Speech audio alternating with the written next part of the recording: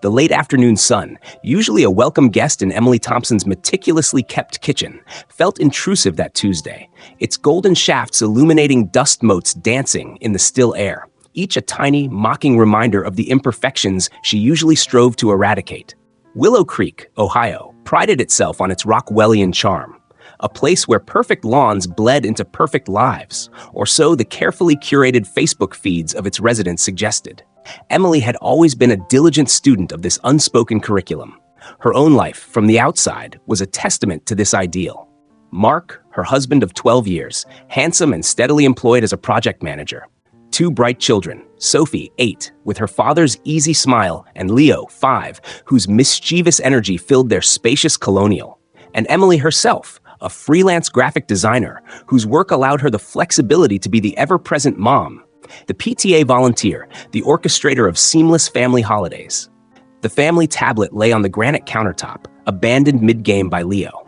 Emily reached for it, intending to close the app when a notification banner slid down from the top of the screen.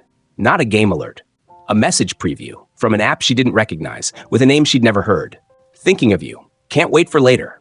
A cold knot formed in Emily's stomach. This wasn't Mark's tablet, but their accounts were often synced. Her fingers, suddenly clumsy, tapped the notification. It led her down a rabbit hole she hadn't known existed, a hidden digital landscape of Mark's life. Dating profiles. Explicit, flirtatious exchanges with multiple women. A sickening cascade of evidence, irrefutable and utterly devastating. Each message, each winking emoji, was a chisel blow against the foundation of her world.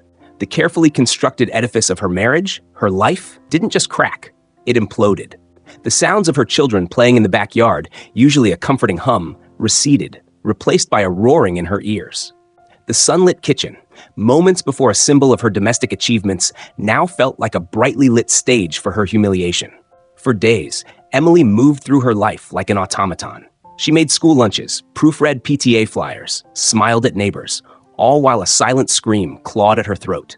The betrayal was a physical ache, a constant pressure behind her ribs.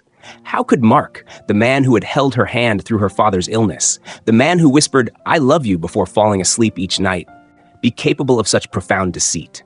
Confrontation felt impossible. The words wouldn't form. What if he denied it?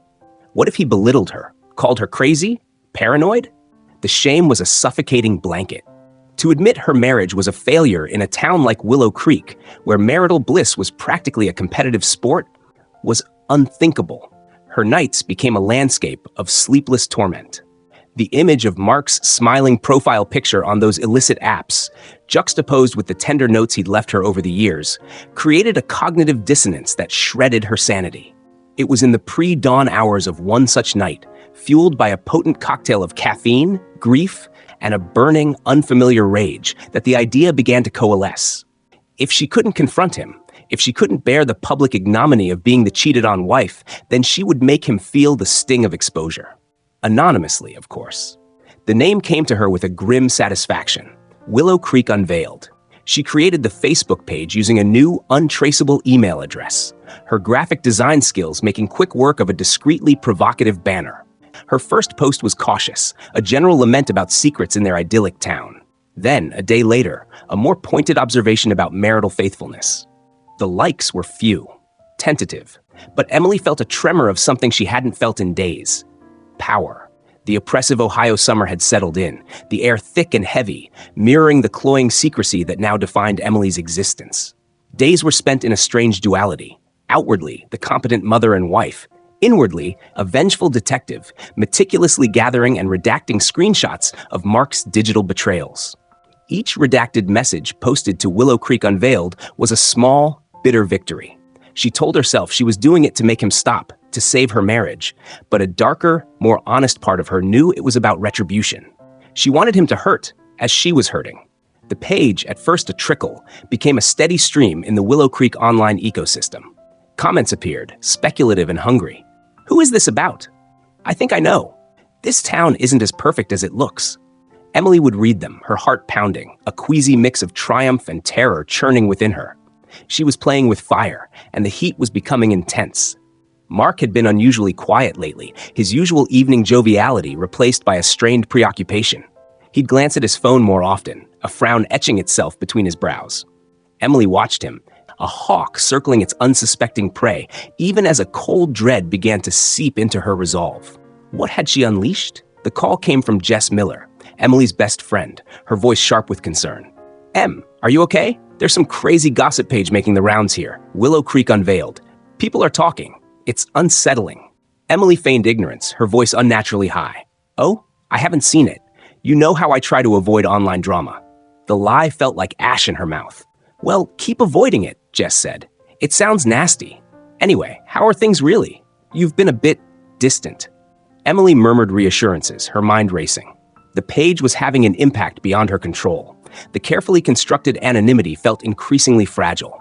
A few days later, Mark came home from work, pale and tight-lipped. He didn't greet her, just walked straight to his study and closed the door. The silence from behind it was more ominous than any argument. Sophie and Leo, sensing the shift in the atmosphere, were subdued, their usual boisterousness replaced by wide, uncertain eyes. Later that evening, after the children were asleep, Mark emerged. He looked older, tired, and his eyes, when they finally met Emily's, were cold. "We need to talk," he said, his voice flat. He held up his phone, the screen displaying the Willow Creek Unveiled page. One of Emily's more recent posts, a heavily redacted but still suggestive screenshot of a hotel booking confirmation found in his email, glowed accusingly. Emily's breath hitched. This was it. "Is this your handiwork, Emily?" His voice was dangerously soft. She wanted to deny it, to feign outrage, but the fight had drained out of her, leaving only a hollow ache. She nodded, a tiny, almost imperceptible movement. Mark's face, which had been a mask of controlled anger, contorted. "Are you insane?" He finally exploded, his voice no longer soft, but a harsh, grating sound. "Do you have any idea what you've done? My job? My reputation? Our family?" "Your job?" Emily's own anger, long suppressed, flared. "What about our family when you were busy on those sites?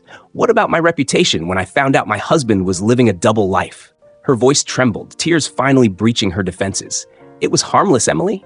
It meant nothing." Mark ran a hand through his hair, his agitation palpable. "A stupid escape. It wasn't real." "It felt real enough to me," she whispered, the fight draining away again, leaving her feeling exposed and exhausted. "The lies, the deceit, it's all real, Mark." He stared at her, his chest heaving. The silence stretched, thick with unspoken accusations and years of festering resentments. Emily could see a battle raging within him. Guilt, perhaps, but overshadowed by a potent brew of fury and public humiliation. She had pushed him, and now she braced for the recoil. "You want to unveil things, Emily?" he said, his voice dropping to a low, venomous tone that chilled her to the bone. "You want to talk about secrets? Fine, let's talk about your secrets." A cold dread, sharper and more terrifying than anything she had felt before, gripped her. "What are you talking about?" Mark's smile was a cruel twist of his lips. "Oh, I think you know. Remember all those months after Sophie was born? How you were not yourself? Those dark thoughts you told me about? The ones you were so ashamed of, so terrified anyone would ever find out." The blood drained from Emily's face, her darkest secret, her period of severe postpartum depression, a time of such profound despair and terrifying intrusive thoughts that she had buried it deep, confessing its true, horrifying extent only to Mark in a moment of desperate, trusting vulnerability years ago. He had sworn he would never betray that confidence. "Mark, no," she pleaded, her voice a raw whisper. "You wouldn't." "Wouldn't I?" He looked at her, his eyes devoid of the warmth she once knew. "You started this war, Emily. You wanted to destroy me publicly. Maybe it's time Willow Creek got the full picture of the woman who cast the first stone." He turned and walked away, leaving Emily standing in the wreckage of her kitchen. The silence now filled with the deafening roar of her deepest fear realized. He wouldn't just expose her infidelity claims as coming from a scorned wife. He would try to discredit her entirely, paint her as unstable, as a threat. The smear page had been an act of desperate aggression. His retaliation was a targeted assassination of her very soul. The days that followed were a blur of suffocating shame. Mark didn't make a public post. His method was more insidious, more aligned with the subtle social currents of Willow Creek. He confided in Sarah Jenkins, the PTA's queen bee and notorious gossip, during a chance encounter at the Daily Grind. He spoke with feigned concern about Emily's fragile state, how the pressures of motherhood had perhaps been too much, how her recent erratic behavior, clearly referencing the smear page, was likely a symptom of a deeper, unresolved issue from her past. He didn't need to be explicit. The implications were clear and devastating. Whispers once about Mark's potential infidelity now shifted, bifurcated. Some still focused on him, but a new, more insidious strain emerged, questioning Emily's stability. Did you hear about Emily Thompson? Apparently, she had a really bad time after her first baby. Explains a lot, doesn't it? The looks she received at school pickup were no longer just curious. They were tinged with pity, suspicion, sometimes even fear. Her carefully constructed image of the capable, together mother was shattering, replaced by the distorted reflection of Mark's cruel narrative. The smear page, Willow Creek Unveiled, lay dormant. Emily couldn't bring herself to look at it. The fleeting sense of power it had given her, now a source of burning self-reproach. It had been a foolish, destructive act, born of pain, yes, but ultimately amplifying it 100-fold. The confrontation, when it finally re-erupted, was not in the quiet of their home, but amidst the detritus of their unraveling life. They were in the living room, ostensibly to discuss logistics. Who would take Sophie to ballet? Who would cover Leo's dentist appointment? The mundane details felt absurd against the backdrop of their monumental betrayal. "They're looking at me like I'm broken," Emily said, her voice hollow. She had just returned from the school run, the averted gazes and hushed conversations of other mothers stinging like fresh wounds. Mark, sorting through a pile of mail, didn't look up. Maybe people are just concerned. Concerned?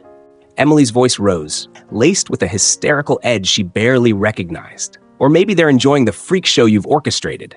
You told them, Mark. You took my deepest, most painful secret, something I trusted you with, and you threw it to the wolves. He slammed the mail onto the coffee table. And what did you do, Emily? You tried to crucify me. You put our private life on display for the entire town to pick over. Did you think there wouldn't be consequences? My God, Mark, it's not the same. Tears streamed down her face, hot and furious.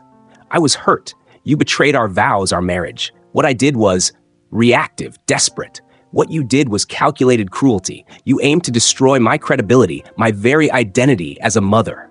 You were destroying my identity, he shot back, his face flushed. My career, everything I've worked for. You think I wanted this. You backed me into a corner. A corner of your own making, Mark, she cried. Your affairs, your lies. Don't you dare try to shift the blame for this onto me. Yes, the page was wrong. I see that now. It was a terrible mistake.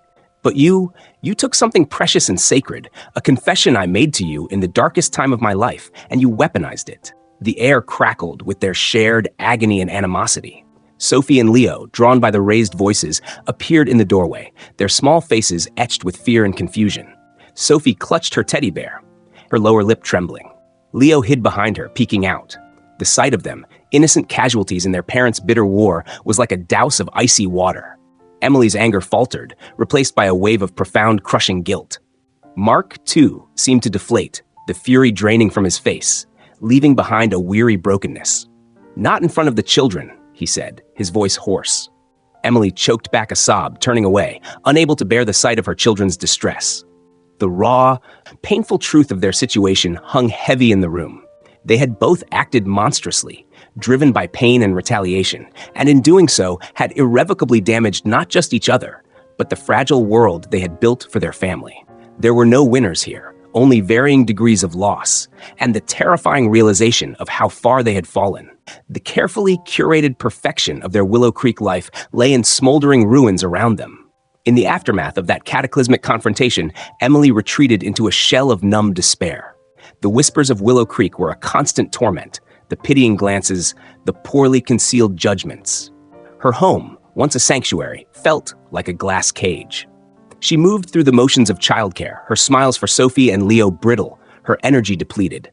The vibrant colors of her graphic design work seemed to mock her, a stark contrast to the gray fog that had enveloped her mind.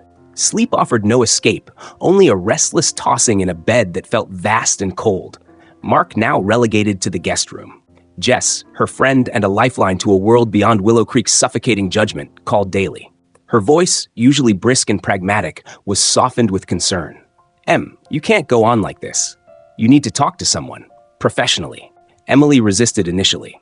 The thought of bearing her soul, her shame, to yet another person felt unbearable, but Jess was persistent, her logic unassailable. This isn't just about Mark anymore, Em. This is about you. You're drowning. Finally, Emily relented. Jess found her Dr. Evelyn Hayes, a therapist whose office was a discreet suite in a neighboring town, far enough from the prying eyes of Willow Creek. The first session was agonizing. Emily sat stiffly, words catching in her throat, tears blurring her vision. But Dr. Hayes's presence was calm, non-judgmental. She didn't offer platitudes or easy answers, just a quiet space for Emily to begin unraveling the tangled knot of her pain. She spoke of Mark's betrayal, the cold shock of discovering his double life. Then, more hesitantly, of the smear page, the words heavy with self-loathing. I wanted him to hurt, she confessed, her voice barely a whisper. I wanted him to feel even a fraction of what I was feeling. It was ugly. And then, the hardest part, Mark's retaliation. Recounting the exposure of her postpartum depression, the public twisting of her most private agony felt like reliving the violation. He knew how much that would destroy me, she said, fresh tears flowing. He took my deepest vulnerability and used it as a weapon. Dr. Hayes listened, her gaze compassionate. Emily, she said gently, what you experienced after Sophie's birth, the postpartum depression, the intrusive thoughts, that was an illness, a serious one. It wasn't a character flaw or a sign of you being a bad mother. It was something that happened to you, not something you are. Those words, simple yet profound, began to chip away at the layers of shame Emily had carried for so long. Over weeks, then months, therapy became her anchor. Dr. Hayes helped her understand the complex interplay of her grief, her rage, and her desperate, misguided attempt to reclaim control through Willow Creek Unveiled. She began to see how her own deep-seated insecurities, her fear of not measuring up to Willow Creek's impossible standards of perfection, had fueled her actions and reactions. Meanwhile, Mark was navigating his own desolate landscape.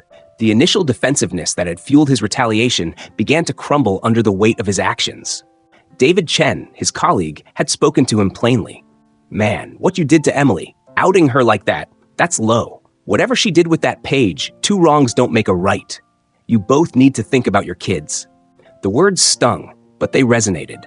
Mark saw the fear in Sophie's eyes, the way Leo clung to Emily. He saw the genuine distress on Emily's face, a pain that went far beyond anger. The brief, ugly satisfaction of his revenge had long since curdled into a sour regret. He was ostracized by some, treated with a cool formality by others.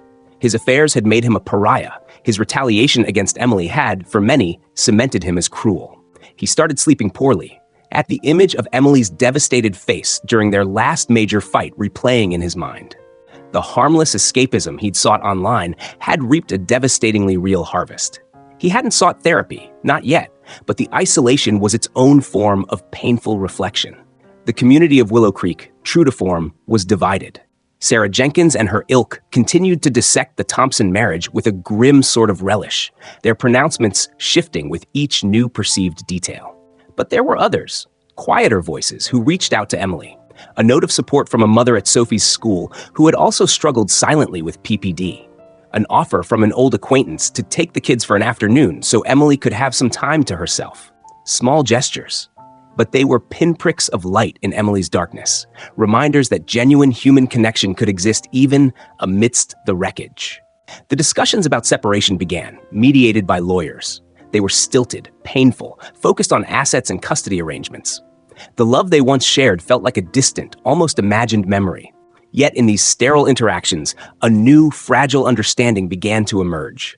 When they spoke of Sophie and Leo, a flicker of their old partnership, their shared desire to protect their children would surface. I am sorry, Emily, Mark said one afternoon, after a particularly draining meeting with their lawyers.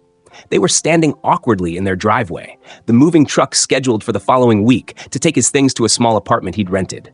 For everything, the affairs. And what I said, what I did, about, His gaze was fixed on the ground. Emily looked at him, truly looked at him, for the first time in months without the filter of white-hot rage or crushing despair. She saw a man diminished, burdened by his own guilt. The apology didn't erase the pain, didn't magically heal the wounds, but it was something. I'm sorry too, Mark, she said, her voice quiet but steady. For the page, it was wrong. We both made terrible mistakes. There was no talk of reconciliation. The trust, the very bedrock of their marriage, had been pulverized. But in that moment, there was a sliver of something akin to peace, a mutual acknowledgement of their shared culpability in the destruction. The autumn that year arrived with a crisp clarity, sweeping away the oppressive humidity of the summer. The leaves in Willow Creek turned brilliant shades of red and gold, a poignant beauty against the backdrop of Emily's altered life. Mark moved out. The house felt both emptier and lighter. Emily continued her therapy, her sessions with Dr. Hayes now focused on rebuilding, on defining her future, not by the failed marriage or the public shame, but by her own values and strengths. She rediscovered her passion for graphic design, finding solace and a sense of purpose in her work. She learned to set boundaries, to say no to the PTA pressures that no longer served her, to cultivate friendships based on authenticity rather than proximity or social standing. The journey was far from over. There were days when the ghosts of the past still haunted her, when the shame of her exposed secret or the guilt over the smear page would resurface. But now, she had tools to manage these feelings, an understanding of their roots, and a growing compassion for herself. She learned that her experience with postpartum depression was not a source of shame, but a testament to her resilience. She even found the courage to speak about it, cautiously at first, to Jess, and then to the mother from Sophie's school who had reached out. In sharing her story, she found connection, not judgment. The divorce was finalized.